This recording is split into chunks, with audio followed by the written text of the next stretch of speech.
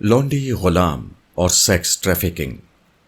آج کل کے بعض تعلیم یافتہ لوگ بھی زمانہ قدیم کی غلامی کو موجودہ دور میں پائی جانے والی جنسی تجارت یعنی سیکس ٹریفکنگ سے مشابہ سمجھتے ہیں۔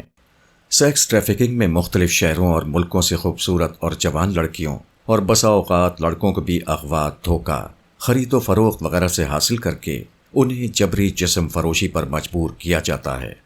یہ لوگ اس سیکس ٹریفکنگ کو لونڈیوں کے مالکوں کو ان کے ساتھ جنسی تعلق کی اجازت جیسا سمجھتے ہیں۔ اس کے بعد جب یہ اجازت وہ قرآن میں پاتے ہیں، جس کے حوالے ہم نے اس سلسلہ تحریر کے شروع میں دیے تھے کہ اسلام لونڈیوں کے مالک کو ان سے تمتع کی اجازت دیتا ہے، تو وہ اس کو سیکس ٹریفکنگ جیسا ظلم سمجھ کر اسلام سے برگشتہ ہو جاتے ہیں۔ چنانچہ اس حوالے سے اس بات کا واضح کیا جانا ضروری ہے کہ سیکس ٹریفکنگ اپنی نوعیت کے لحاظ سے ایک بالکل جدا چیز ہے۔ اس قبیح اور بدترین کام میں کسی لڑکی کو اغوا کرنے یا دھوکہ اور خرید و فروخت سے اسے حاصل کرنے کے پیچھے اصل مقصد اس لڑکی کا جنسی تجارت کے لیے استعمال کیا جانا ہوتا ہے۔ ایسی لڑکی کا مقدر یہی ہوتا ہے کہ وہ اپنی آزادی کھونے کے بعد ساری جوانی روپے پیسے کے حامل انگنت ہوس پرستوں کی ہوس کا نشانہ بنتی رہے، جبکہ غلامی کے ادارے کے متعلق ہم بیان کر چکے ہیں کہ یہ اصلاً زمانہ قدیم میں وہی جگہ لے چکا تھا جو موجودہ دور میں سروس انڈسٹری کو حاصل ہے۔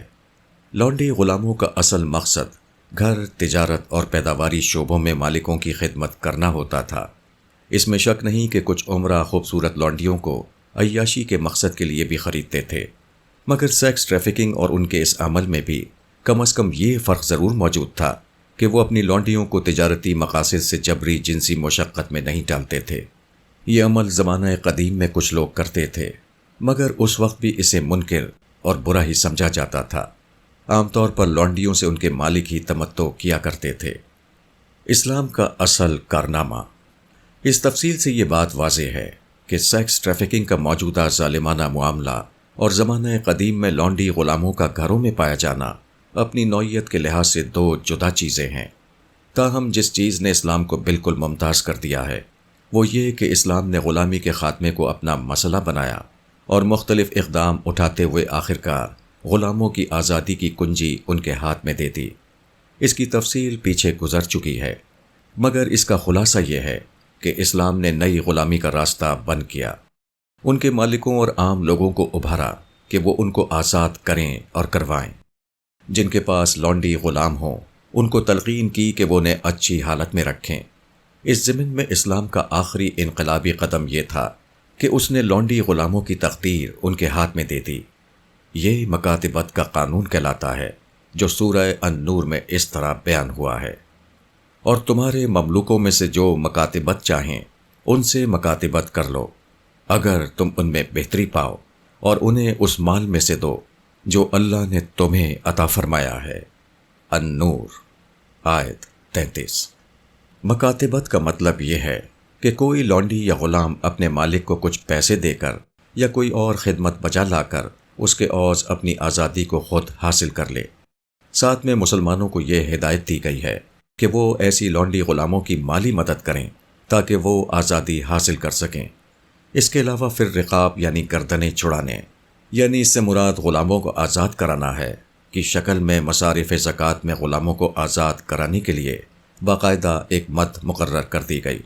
چنانچہ مدینے کے اس شہر میں جہاں لوگ مال لیے پھرتے تھے اور زکوٰۃ لینے والا کوئی نہیں ہوتا تھا، وہاں غلاموں کے لیے آزادی کا حصول کوئی مسئلہ نہ تھا۔ اس کے بعد بھی غلام آزاد نہیں ہوتے تھے، تو اس کی دو وجوہات تھیں۔ ایک وجہ اسی آیت میں بیان کرتی گئی ہے، یعنی بعض غلاموں کی زندگی غلامی کی پستی میں گزرتی تھی اور یہ غلامی ان میں اخلاقی کمزوریاں پیدا کرنے کا باعث بن جاتی تھیں۔ اسی طرح بعض غلام ساری زندگی غلام رہ کر نفسیاتی طور پر اس قابل ہی نہیں رہ پاتے تھے کہ ایک آزاد خود مختار زندگی جس میں کھانے کمانے کی ساری ذمہ داری اپنی ہوتی ہے گزار سکیں۔ ایسے لوگوں کو آزادی دینے کا مطلب معاشرے میں ایک ممکنہ فسادی، بھیکاری یا طوائف کا اضافہ کرنے کے مترادف تھا۔ چنانچہ مالکوں کو متنبہ کیا گیا کہ ایسے لوگوں کی آزادی سے قبل ان میں بہتری آنے کو یقینی بنائیں۔ دوسری زیادہ اہم وجہ یہ تھی کہ اسلام نے مالکوں کو اس بات کا پابند کر دیا تھا کہ وہ اپنی لونڈی غلاموں سے بہترین سلوک کریں گے۔ جس کے بعد غلاموں کے لیے مالکوں کے گھر میں رہ کر زندگی گزارنا بہت آسان ہو گیا تھا۔ سر چھپانے کو چھت، کھانے پینے کو خوراک، پہننے کو لباس کے علاوہ ان کے مالک ان کے ساتھ ماضی کے برعکس بہت بہتر معاملہ کرنے لگے تھے۔ اب غلاموں کے پاس دو راستے تھے، ایک یہ کہ وہ آزادی کو حاصل کریں اور ایک آزاد اور خود مختار زندگی گزاریں۔ ظاہر ہے کہ اس زندگی کی ایک قیمت تھی جو دینی پڑتی تھی، وہ یہ کہ ساری زندگی کمانے اور گھر چلانے کی ذمہ داری اپنی تھی۔ دوسری طرف یہ راستہ تھا کہ مالکوں کے ہاں جو خدمت سر انجام دینی ہے وہ دیتے رہیں اور ان کے مالک ان کی ساری ذمہ داریاں اٹھاتے رہیں۔ ایک ایسے دور میں جب آزادی کو آج کے دور کی طرح کوئی بنیادی انسانی قدر اور ضرورت نہیں سمجھا جاتا تھا، بلکہ ضروریات زندگی کا حصول ایک زیادہ مشکل کام تھا، بہت سے غلاموں کے لیے یہ آسان راستہ تھا کہ وہ مالکوں کے تحت ایک اچھی اور آسودہ زندگی گزاریں۔ یہ ایسا ہی ہے جیسے آج کل بڑی کمپنیاں نہ صرف ملازموں کو اچھی تنخواہ دیتی ہیں بلکہ رہائش اور سواری بھی فراہم کرتی ہیں۔ ایسی ملازمتیں آج لوگوں کا خواب ہیں۔ اس پر قیاس کیا جا سکتا ہے کہ بہت سارے غلاموں کے لیے اس دور میں اچھے مالکوں کا وجود ایسا ہی ہوتا ہوگا۔ وہ اپنے مالکوں کے گھر میں ان کے ذاتی کام اور زرعی اور تجارتی معاملات میں ان کے لیے مختلف خدمات سر انجام دے کر ہی ایک اچھا معیار زندگی پا لیتے ہوں گے، جس کے بعد غلامی سے نکلنا ان کا مسئلہ نہیں رہ جاتا تھا۔